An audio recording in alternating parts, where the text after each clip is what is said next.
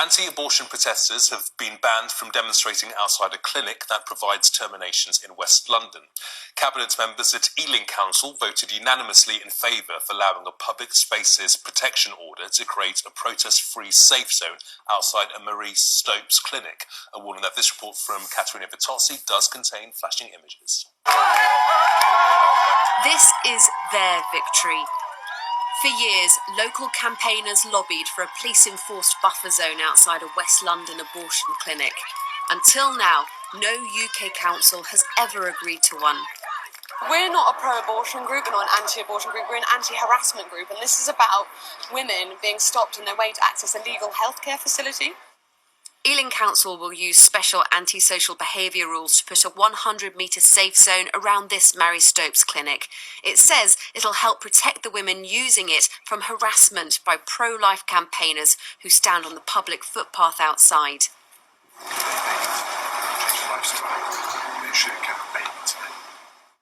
Sky News was shown an incidents log kept by clinic staff. There were dozens of entries over the course of the year. On one occasion, protesters told a client she will be haunted by her baby if she has a procedure. They told her, God will punish you. 3 months later, a woman was tearful after being called a murderer as she walked into the clinic. Pro-life campaigners don't deny that they stand on this pavement, but they do deny that they harass the women going inside this clinic to access abortion services. They say it's their right to be here, their right to protest, and what they're doing is offering women an alternative. Alina was going for an abortion when she was stopped by protesters. She says they prevented her from making a terrible mistake. There are so many women that have been having abortion and they can't live with it. We have to think about them. Some women, they live with the regret they have the abortion because they didn't have the real choice. No one presenting them with another option. Abortion clinics across the UK say the protests outside them are getting bigger and more intense, and without greater protection, they could become more like the violent protests seen in the United States. We really hope that Parliament is watching and that they take a cue from Ealing Council's leadership and implement something UK-wide to protect everybody who's trying to access this kind of care.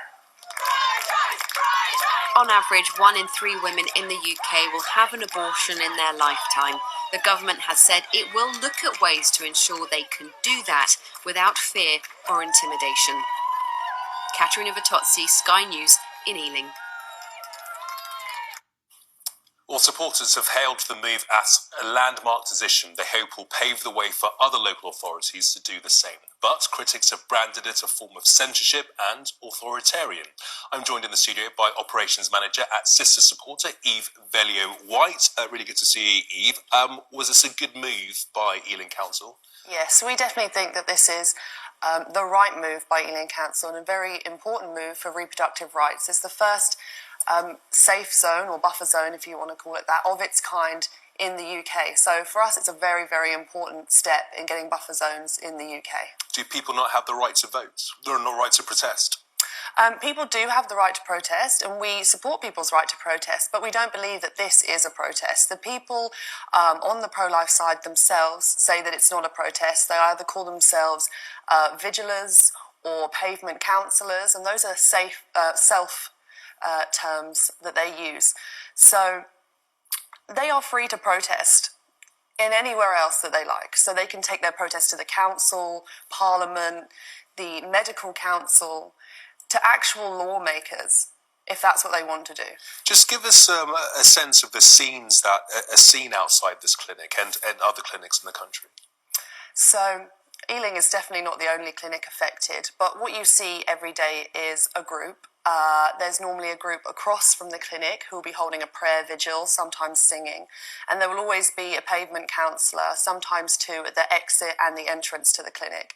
They will approach every person going in and out. They have leaflets that address the users as mum, please don't hurt your baby today, listing possible side effects that include breast cancer, eating disorders, alcoholism, none of which have proven links. They have rosaries. There have also been reports taken by the council consultation of women being followed to their cars, blocked from the entrance, being called murderer. The council officer herself, who was investigating at the clinic, was told when she left the clinic, "Pray so you don't end up back here. The baby that died is probably with God now." And that was a council officer investigating. I guess these are sort of individual specific examples. I mean, on the point of Ealing, I mean, I guess, you could argue that as long as, you're not inciting violence, as long as you're not intimidating people, then if you do want to hand somebody a leaflet, then so be it. I mean, they can read it, take it on board, or they can say, "I'm not interested." Well, what we've seen from the report, from the council, and also talking to women and statements being sent to us, is that being approached by a stranger who has a clear religious agenda is intimidating. They find that behaviour intimidating, intrusive, distressing. So that we would say that constitutes intimidating and harassing behaviour. And there are also, in the reports, women saying that even though they had declined the offer of the leaflet, the protester was very persistent in trying to get the leaflet to them. Is this a precedent for other clinics in the country? Can we expect the same thing? We hope so. There are 9 other councils at the moment looking into something similar. The national consultation has just closed as well, that Amber Rudd, Home Secretary, ordered. So we are awaiting the results of that, and we fully support a nationwide buffer zone, and that is our hope. Okay, let's bring in from central London our second guest here, Ms. McCullough, the campaigner from the Good Counsel Network, Clare McCullough. Clare, really good to see you. Just been talking to Eve here, and she's been saying that actually she's been seeing protesters intimidating, or perhaps not she's been seeing, but protesters have been intimidating women who've been going into this clinic in Ealing, for example, and clinics elsewhere in the country. Is that how you've seen it? Well, obviously, I don't believe there's intimidation. It's taken 18 months to produce testimony, all anonymous testimony, largely provided by the country's largest abortion provider, BPAS, to claim that there is harassment going on. There's virtually no history of complaints about the clinic to the council. This has been whipped up by a local group who got started and just ideologically oppose us. Groups like the Manifesto Club and other civil liberties group who don't agree with what we're doing say there is no harassment. They've come out and witnessed our vigils and they say there's no harassment. These groups just don't believe that we should be allowed to voice any other view. They don't realise that there are hundreds, and I mean hundreds, of women who need help and support, who are not getting it inside the abortion centre, and actually they've demonstrated a total lack of care for these women altogether. I would argue that that's untrue. There is now an overwhelming body of evidence collected by different people, ourselves included, but also from the council consultation. There's thousands of pages available online at the Ealing Council website that take statements from clinic users, staff members, Ealing residents, that are not just recent but also historical. So to say that no harassment occurs is to call those people liars, is to say the Ealing Council is lying, to say that women who say that they are traumatised, not just recently but also from 10 years ago before our campaign started, that is to say that they are lying about feeling harassed. Clare? Bring forward those allegations from 10 years ago. The last time I saw Eve and her colleagues, they were pulling the wires out of the sound system on the stage of the March for Life. These people just don't want us to have any approach to women at all. They don't want us to make any witness in public.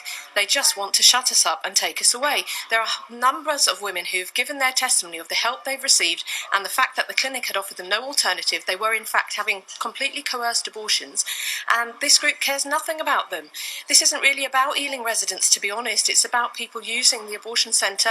It's about the fact that we're being told that abortion doesn't traumatise you at all, but being offered a leaflet at the gate will cause you post-traumatic stress disorder. This is what they're trying to tell us. A woman it's just ridiculous that claims. She was suffering from post-traumatic stress disorder. Many women suffer from that after an abortion. Many women suffer from that after an abortion. And I'm sure anything that happens to her on the day she has her child taken from her in that way, even if she feels that's a necessary choice, may cause her post-traumatic stress disorder to be aggravated.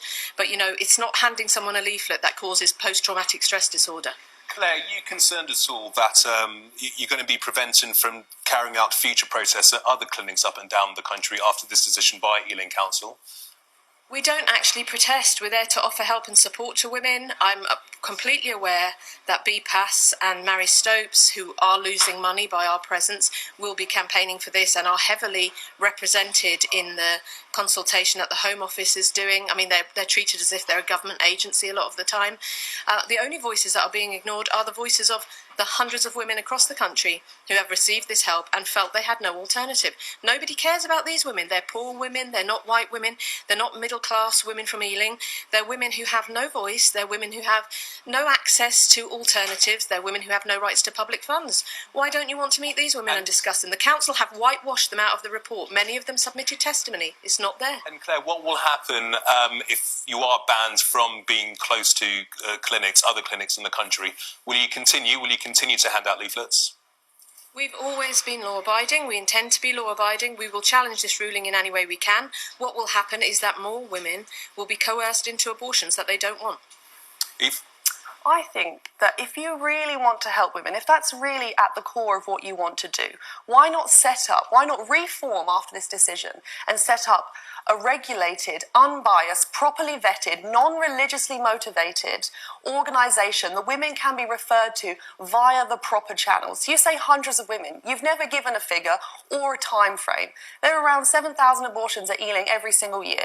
So that ratio is imbalanced. So there are a small minority of women that you're talking about, and we completely agree that nobody should be coerced into abortion. And we are aware that people who do not have a right to remain are only given the option of abortion on the NHS, and we agree that that is wrong because that is removing the woman's choice. Why not set up an organisation for that? That is a separate issue. Claire, final thought from you? Eve. Not that you know this, Eve, but we help hundreds of women every year to How many? access maternity How care. many women? Hundreds and hundreds. I'll Hundreds. get How a do you list not of the have a last few figure? years' statistics. Eve, you can come and meet these women anytime you want I to. have already Women who met have some no of these rights to women. I had a maternity good care. conversation with one You of them. don't One at know a anything time, about please. these women. You shouted them down at the council last night. You have no interest in women at all. Eve, a final thought from you? Well, we are really pleased with the decision the council has made. We think they had a very thorough investigation, and they have looked at the imbalance of rights that has been happening, and we think that they've come up with a just solution, and we hope that the government is looking and will roll out buffer zones across the UK. Okay, Eve, Claire, appreciate your time. Thank you very much. Thank you.